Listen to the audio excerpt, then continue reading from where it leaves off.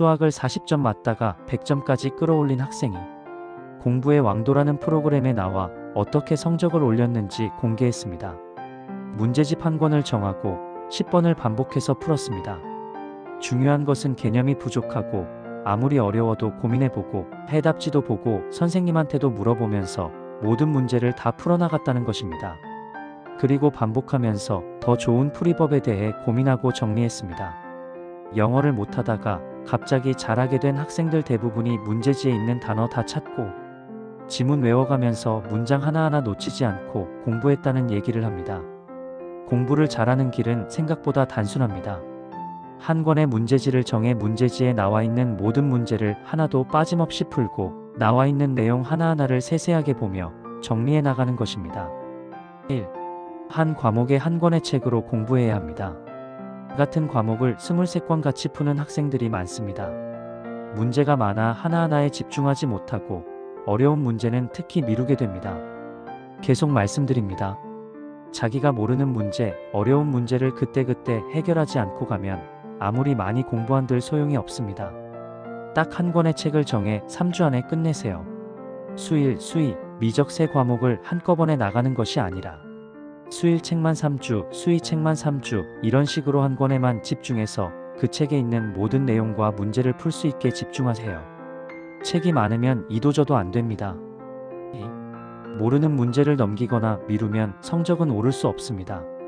개념이 없어서 실력이 부족해서 라는 자기합리화로 자기가 모르고 있는 문제를 앞에 두고 그냥 넘어가는 학생은 공부를 하나도 안 하고 있다고 보셔도 됩니다. 자기 입맛에 맞는 문제, 자기 수준에 맞는 문제만 찾다 보면 실력은 하나도 오르지 않을 것입니다. 모의고사를 보면 틀린 문제는 당일 다 해결해야 합니다. 모의고사 보고 나서 바로 다른 책 공부하는 학생은 성적이 오를 수 없습니다. 문제지를 푸는데 어려운 부분만 싹 넘어가는 친구들도 마찬가지입니다. 공부법은 단순합니다. 어려운 거 피하지 말고 즐기세요. 그리고 생각해보고 해설지도 참고하고 선생님께 물어보는 등 적극성을 가지세요. 3. 반복에 의한 출력이 중요합니다. 인터넷 강의를 듣고 있을 때 뇌는 유튜브를 시청하는 것과 같은 반응을 보인다고 합니다. 머릿속이 멍해지고 뇌가 움직이지 않습니다. 즉, 머리를 쓰지 않게 됩니다. 부자들의 뇌는 활발하다고 합니다. 머리를 많이 써야 결국 똑똑해지고 성공합니다. 남의 얘기만 가만히 듣고 있으면 학습 능력은 오르지 않습니다. 펜을 잡고 써봐야 합니다. 머릿속으로만 생각하는 것과 제대로 표현하는 것은 큰 차이가 있습니다. 우리 언어는 완벽하지 않기 때문에 표현을 더 정확하고 간결하게 해내는 능력을 갖는 것은 아주 중요한 학습 능력입니다. 머리로는 아는데 설명은 못하겠어요 라고 말하는 친구들은 메타인지 능력이 약합니다. 말로 설명할 수 없으면 잘 모르는 상태인 것인데 잘 안다고 생각하는 잘못을 저지르죠. 그래서 반복한답시고 똑같은 책을 또 사는 행위는 현명하지 못합니다.